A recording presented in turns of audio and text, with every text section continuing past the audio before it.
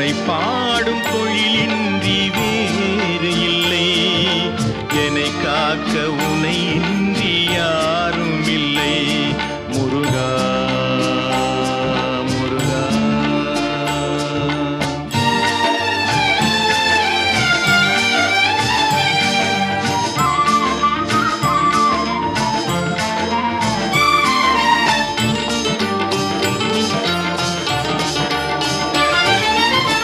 கற்பனையில் வருகின்ற சொற்பதமே அன்பு, கருணையில் உருவான அற்புதமே.